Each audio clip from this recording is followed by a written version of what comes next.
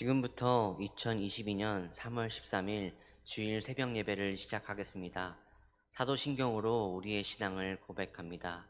전능하사 천지를 만드신 하나님 아버지를 내가 믿사오며 그 외아들 우리 주 예수 그리스도를 믿사오니 이는 성령으로 잉태하사 동정녀 마리아에게 나시고 본디오 빌라도에게 고난을 받으사 십자가에 못 박혀 죽으시고 장사한 지 사흘 만에 죽은 자 가운데서 다시 살아나시며 하늘에 오르사 전능하신 하나님 우편에 앉아 계시다가 저리로서 산 자와 죽은 자를 심판하러 오시리라. 성령을 믿사오며 거룩한 공회와 성도가 서로 교통하는 것과 죄를 사하여 주시는 것과 몸이 다시 사는 것과 영원히 사는 것을 믿사옵나이다. 아멘. 다 함께 찬송가 313장 내 임금 예수 내 주여를 찬양하겠습니다. 내 임금 예수 내 주여 이제이니 주님 앞에 한없는 은혜 받고서 내 생명 모두 드리오니 그 풍성하시는 종을 주 내게 내려주소서. 내 임금 예수 내 주여 내 허물은 덮으시고 주 십자가에 흘리신 그 피를 믿는 마음 보사 내 중한 죄를 사하여 참 평안한 마음 주소서. 내 임금 예수 내 주여 주 은혜에 감격하여 한없는 감사 찬송을 내 주님 앞에 드리오며 내 마음과 정성 다하여 늘 기뻐하며 살리라.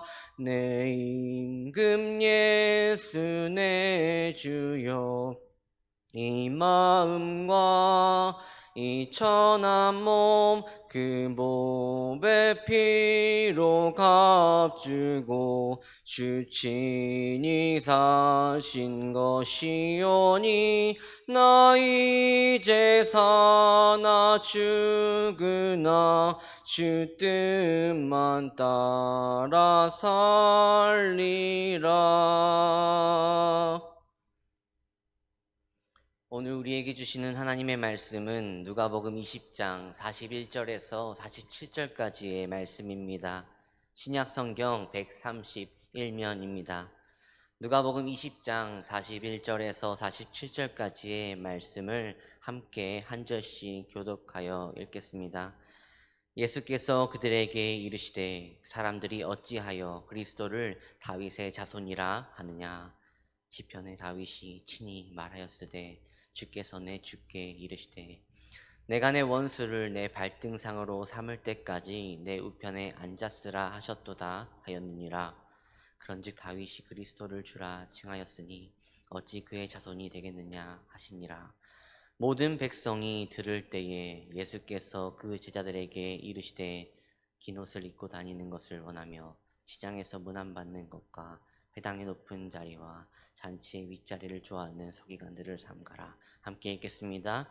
그들은 과부의 가산을 삼키며 외식으로 길게 기도하니 그들이 더 엄중한 심판을 받으리라 하시니라. 아멘. 오늘 말씀은요, 부활이 없다 주장하던 사두개인들이 예수님의 가르침으로 인해 한 발 뒤로 물러나게 된 그 이후에 계속해서 말씀하고 계시는 그런 상황이 보여지고 있습니다. 말씀의 시작인 41절 말씀을 보면 예수님은 그들에게 이것을 말씀하신다 하시면서 누가 그 대상이 되는지는 정확히 명시해주고 있진 않으십니다. 정황상으로 정황을 살펴보면 예수님은 먼저 모든 백성을 대상으로 말씀하고 있으셨습니다. 예수님이 포도원 품꾼 이야기를 비유로 설명하는 중에 대제사장과 서기관들이 그 말에 반응하여서 예수님을 어떻게든 죽이고자 예수님의 책을 잡고자 정탐꾼들을 보내게 됩니다. 그렇지만 뒤에서 몰래 뭐라도 캐내려 했던 이들의 계획은 완전하신 예수님 앞에 실패로 끝나게 돼버린 것을 우리가 말씀을 통해 살펴보았습니다. 그리고 예수님께서 죽으시고 부활하심으로 인해 모두가 구원을 얻게 될 것이라는 그 진리의 말씀에 반응하여서 부활이 없다 끊임없이 주장하며 예수님 앞에 서게 된 이 사두개인들도 결국 예수님 앞에 굴복하여서 그 어떤 반항도 하지 못한 채 물러서게 되었음을 우리가 말씀을 통해 살펴보게 되었습니다. 그리고 그 사건 이후로 오늘 본문 41절 바로 앞절인 39절에서 40절 말씀에서 예수님이 스스로를 살아있는 자들의 하나님이라고 선포했을 그때에 그 진리를 믿음으로 긍정적으로 반응하고 응답했던 이 서기관들을 향해 예수님이 응답해 주셨다는 것을 보면 오늘 말씀은 예수님이 이 서기관들을 향해 말씀하셨다고라도 생각해 볼 수 있을 것입니다. 그리고 우리는 서기관들에게 말씀했을 것이라는 그 근거를 동일 사건을 다루고 있는 마가복음 말씀을 통해서도 확인해 볼 수 있습니다. 그렇지만 동시에 똑같은 동일 사건을 다루고 있다고 볼 수 있는 마태복음에서는 예수님은 바리새인들을 향해 이와 같은 말을 말하고 있는 것이라 말한 것으로 보아 앞전에 백성들 앞에서 그 무리들 앞에서 가르치셨던 것처럼 이 모든 말들도 그 어떤 구분과 구별 없이 모여있던 모든 이들에게 예수님께서 전하고자 하셨고 전하고 있었다라고도 볼 수 있습니다. 그렇다면 예수님께서 계속해서 끊임없이 알려주고자 했던 가르치시고자 했던 그 진리의 말은 과연 어떤 내용이 담긴 진리인 것일까요? 41절 말씀을 읽겠습니다. 예수께서 그들에게 이르시되 사람들이 어찌하여 그리스도를 다윗의 자손이라 하느냐. 아멘. 이 예수님의 말의 뉘앙스를 보면요. 사람들이 그리스도를 다윗의 자손이라 부르는 그 부분에 있어서 오해하고 오인하는 부분들이 있다는 것을 우리가 추측해 볼 수 있습니다. 마태복음에서는 실제로 예수님의 이 질문에 바리새인들이 이와 같은 답변을 하고 있는데요.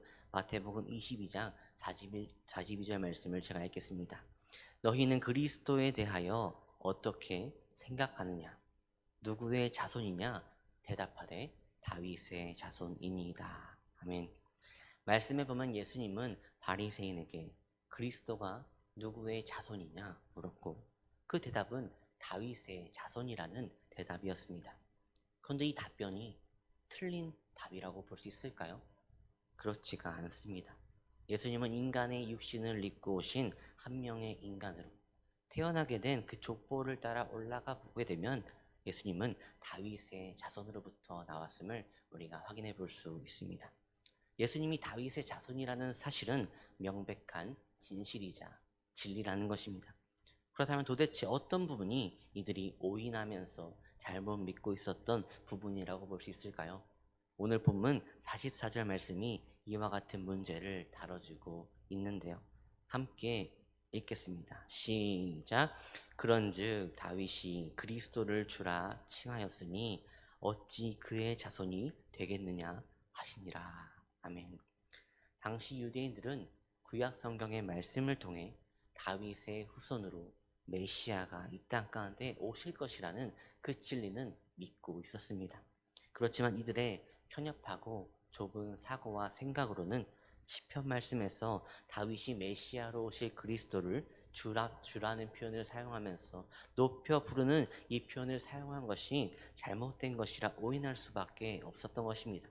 왜냐하면 다윗의 후손으로 후임으로 왔기 때문에 다윗보다 늦게 태어났기 때문에 아무리 메시아라 할지라도 그리스도라 할지라도 다윗보다 높은 존재가 될 수 없을 것이라는 그런 생각조차 이들은 하지 못했던 것입니다. 그래서 위와 같은 반문과 의문들이 생길 수밖에 없었던 게 당시 예수님 앞에 모여있던 자들의 연약한 신앙이었던 것입니다. 그렇지만 예수님께서 인용하신 시편 말씀에 보면 다윗은 무엇이라 고백하고 있나요? 다윗은 하나님께서 보내실 그리스도가 자기의 후손으로 올 자이기도 하지만 하나님께서 보내주실 분이기에 그 누구보다도 더 존귀하고 더 영화로운 주님이심을 믿음으로 고백하고 있습니다. 그리고 이러한 다윗의 고백은 인간 다윗의 탁월한 능력이나 노력을 얻게 된 것이 아니라 오직 성령 하나님의 인도 아래 이루어진 고백이라는 것입니다. 그래서 예수님은 믿음으로 고백한 이 다윗의 말을 인용하면서까지 무리들에게 어떻게든 제대로 된 가르침을 주고자 했던 것입니다. 그렇다면 예수님이 말씀하시고자 했던 그 말씀의 핵심은 무엇이었을까요? 먼저 예수님은 그 무엇보다 사랑을 중요시 여기며 가르치기 원하셨습니다. 43절 말씀입니다. 내가 내 원수를 내 발등상까지 삼을 때까지 내 우편에 앉았으라 하셨도다 하였느니라. 아멘. 먼저 말씀 전반절에 보면요, 내 원수를 내 발등상까지 삼을 때까지 라고 표현하고 있는데요, 이 표현을 있는 그대로 풀이해보면 원수를 내 발 아래에 두어 무너뜨리겠다라는 의미입니다. 그런데 예수님이 이 말씀을 통해서 말하고자 하는 그 방향이 과연 이 말 그대로 원수를 발 아래 두고 무너뜨리기 위한 복수를 강조하려 했던 것일까요? 세상의 시선과 다를 바 없이 복수를 통해 원수를 대항하는 방식은 예수님께서 바랬던 그런 방식이 아니었다는 것입니다. 예수님께서 후반절에 그때까지 내 우편에 앉아 있으라 라고 말씀하시면서 하나님의 마음으로 그 사람을 끝까지 용서하여 품는 것이 바로 하나님께서 원수를 제거하실, 원수를 깨끗게 하실 하나님의 능력을 바랄 수 있는 길이 되는 것이고, 내가 바라고 원하는 길이라 말씀하시고 계신 것입니다. 우리는 이러한 예수님의 의도를 43절 말씀의 그 주체가 그 누구도 아닌 예수님이라는 것을 기반으로 우리가 살펴볼 수 있습니다. 예수님께서는 너희가 가슴속에 품어서 이제껏 용서하지 못하고 품지 못하고 허용하지 못했던 그 모든 원수들, 그리고 너희 안에 가득했던 그 악한 마음이 사그라들 수 있도록 내가 끝까지 너희 우편에 함께할 터이니 모든 원수와 죄를 이길 나를 믿고 나와 끝까지 함께하자, 함께해야만 한다라고 무리들에게 선포하고 있는 것입니다. 우리는 이와 같은 예수님의 모습을 통해서 예수님이 가르쳐 주신 사랑을 보게 됩니다. 예수님이 자신의 삶을 통해 직접 증명하셨듯이 예수님이 우리 가운데 보여주신 사랑은 변함이 없는, 조건이 없는 영원한 사랑입니다. 예수님은 그 어떤 제약이나 구별 없이 모두에게 동일한 사랑을 베풀어 주신 그런 전능자 하나님이십니다. 그런데 우리는 그 베풀어진 그 사랑 안에는 어쩔 수 없이 하나의 조건이 생길 수밖에 없음도 살펴보게 되는데요, 바로 그 조건 없는 사랑을 온전히 누리기 위해서 나의 모든 원수와 모든 죄악들을 나로부터 완전히 내어 던지겠다라는 다짐과 용기와 결심이 필요하다는 것입니다. 나를 여전히 막아서고 있고 나를 힘들게 했던 나의 모든 죄악들, 그리고 나의 갈 길을 언제나 막아서려 했던 그런 나의 원수들은 결코 우리의 힘으로는 해결할 수 없고 어쩔 수 없는 그런 우리의 한계임을 우리가 빠르게 인정하고 포기할 줄 알아야 한다는 것입니다. 그리고 여기서 포기한다는 것은 말 그대로 손을 놔버리는 그런 포기가 아니라 죄와 원수를 홀로 짊어졌던 나의 그 손을 온전히 하나님의 손 위에 맡겨드림으로 내 손을 하나님의 손 위에 살포시 믿음 가운데 올려놓는 것입니다. 다시 말해 나의 모든 무거웠던 짐을 오직 하나님께 온전히 맡겨드리는 것이 바로 우리가 모든 원수로부터 벗어날 수 있는 유일한 길이자 해결책이 된다는 것입니다. 왜냐하면 우리의 모든 죄와 원수는 내가 모든 것을 이겨낼 수 있는 것이 아닌, 내가 어떤 것을 할 수 있는 것이 아닌 오직 하나님만이 대적할 수 있는 적들이고 하나님만이 우리를 자유케 하실 전능자 하나님 되시기 때문입니다. 그래서 우리는 그 조건 없이 베풀어 주신 하나님의 사랑의 완성을 이루고자 모든 죄와 모든 원수를 용서로 품게 하실, 용서로 깨끗게 하실 그 하나님 우편에 끝까지 머물러 앉아 있어야 합니다. 우리가 어떻게든지 그 자리를 지켜내므로 하나님의 우편에 앉아서 그 자리를 끝까지 지켜나갈 그때에 하나님께서 베풀어 주신 그 조건 없는 사랑의 결실이 우리를 하나님이 보시기에 합당한 하나님의 자녀로 다시금 세워줄 맞는 열쇠가 될 것이라는 것입니다. 그렇게 우리는 계속해서 말씀하시는 이 예수님의 말씀에 귀 기울여 들을 수 있어야 하는데요. 예수님은 이 말씀에 이어서 특별히 함께 듣고 있던 제자들에게 다시금 권면의 말을 넌지시 던지고 있습니다. 우리는 이와 같은 예수님의 모습을 통해 둘째로는 예수님께서 각자의 삶의 모습들이 변화될 수 있기를 계속해서 기다리시면서 지켜봐 주시면서 끊임없이 가르침을 전하고 계셔 주신다는 것입니다.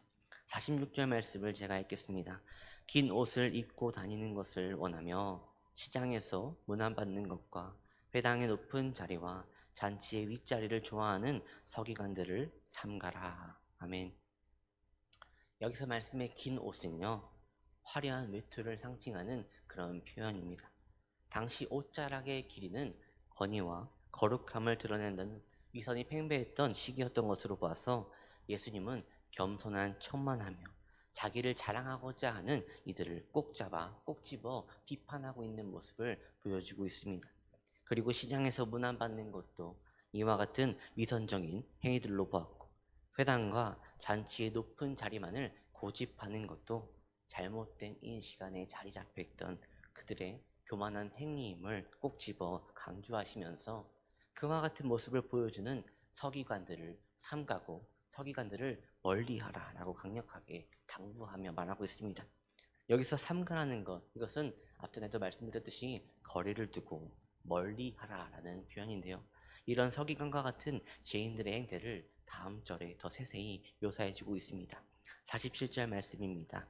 그들은 과부의 가산을 삼키며 외식으로 길게 기도하니 그들이 더 엄중한 심판을 받으리라 하시니라. 아멘. 예수님께서는 과부가 추후에 받게 될 그 유산을 도와주는 척하는 위선적인 행동과 누군가가 볼 것만을 염두하며 길게 기도하려 하는 이런 위선자들을 결코 심판을 면치 못할 자들이라 경고하시면서 오늘 말씀을 마치고 있습니다. 여러분, 오늘 이 말씀 앞에 여러분은 어떤 마음으로 서 있는 것 같으신가요? 처음에 예수님을 믿었던 그 순수한 마음은 이제는 완전히 잃어버린 채 세상이 바라는 시선으로 함께 예배드리는 이들의 신앙을 그저 자신의 기준으로, 나만의 기준으로 계산하기에 급급해하며 남들을 비난하기만 하고 평가하기만 했던 그런 삶을 살진 않으셨나요? 오늘 이 시간이 하나님께서 우리에게 허락하심으로 부으셨던 그 첫사랑이 완전히 우리 가운데 회복되어지는 귀한 기도의 자리가 되기를 소망합니다. 그래서 우리가 우리 마음이 예수님의 마음을 담게 되기를 우리가 간절한 마음으로 간구할 이때에, 그리고 우리 안에 임하신 예수님의 사랑을 따라 살겠노라고 우리가 진심을 다해 간구하며 나아갈 그때에 나의 모든 원수를 홀로 감당하심으로 무너뜨려 주실 주님의 인도하심을 이 시간 가운데 함께 경험하게 되기를 소망합니다. 그리고 그 주님께서 언제나 우리의 우편에 거하심으로 우리가 무너지려 할 때마다, 우리가 힘들어 지쳐 쓰러지려 할 때, 도망가려 할 때마다 언제나 우리가 나아가야 할 길을 보여주시고 이끌어주시고 함께 하시는 분이 바로 우리 하나님이자 예수님임을 이 시간 기억하기를 소망합니다. 오늘 거룩한 주일 사순절 둘째 주일로 지켜지는 이때에 오늘 이 말씀을 기억하며 이 말씀만을 붙잡고 이 말씀의 능력으로 우리의 삶을 구원의 길로 인도하여 줄 그 하나님만을 붙잡았어 우리를 다시금 일으켜 세우실 그 주님 앞에 온전히 거룩히 무너짐으로 다시금 세우심을 역사하신 그 능력을 덧입게 되는 저와 여러분이 되기를 주님의 이름으로 간절히 소망합니다. 그래서 이제는 그 누구도 외식하는 자의 모습으로 남겨진 그런 삶이 아닌, 그런 거짓된 위선자의 모습으로 예배드리는 자가 아닌, 모두가 하나님이 기뻐하시고 하나님이 바라시는 예배자로 오직 하나님의 영광만을 위해 예배함으로 세워지게 되는, 온전히 거룩히 서나가게 되는 저와 여러분이 되기를 주님의 이름으로 축복합니다. 기도하겠습니다. 사랑의 주님, 오늘 사순절 둘째 주일, 오늘도 이 새벽부터 하나님 말씀 붙잡고 주님만을 바라보며 나가는 가운데 있습니다. 우리가 이 시간 이 말씀을 통하여서 예수님께서 우리에게 보여주셨던 그 사랑을 회복할 수 있도록 인도하여 주옵소서. 그래서 그 회복된 그 사랑으로 인해서 우리가 세상에 하나님의 사랑이 온전히 드러날 수 있도록, 그 사랑을 전할 수 있는 자로 거룩히 세워질 수 있도록 연약한 우리를 세워 주시옵소서. 이 모든 간구를 오직 예수 그리스도 이름으로 기도하며 다 함께 주님 가르쳐 주신 기도로 예배를 마치겠습니다. 하늘에 계신 우리 아버지여, 이름이 거룩히 여김을 받으시오며 나라가 임하시오며 뜻이 하늘에서 이루어진 것 같이 땅에서도 이루어지이다. 오늘 우리에게 일용할 양식을 주시옵고 우리가 우리에게 죄 지은 자를 사하여 준 것 같이 우리 죄를 사하여 주시옵고 우리를 시험에 들게 하지 마시옵고 다만 악에서 구하시옵소서. 나라와 권세와 영광이 아버지께 영원히 있사옵나이다. 아멘. 오늘은 주일입니다. 예배와 한국교회를 위해 기도하는 날입니다. 오늘 기도할 때 예배로 하나님 앞에 나오는 이 날이 잠깐만 위로와 만족을 위해 드려지는 그런 예배가 되지 않을 수 있도록 매일의 삶과 일상이 오늘 예배의 연장선이 되어서 우리가 함께 기도하고 하나됨을 이루는 가운데 예배자의 사명을 통해서 이 한국교회를 하나님의 교회로, 하나의 교회로 세워나갈 수 있는 모두가 될 수 있도록 함께 주님의 이름을 한번 부르짖고 함께 기도하며 나가도록 하겠습니다. 주여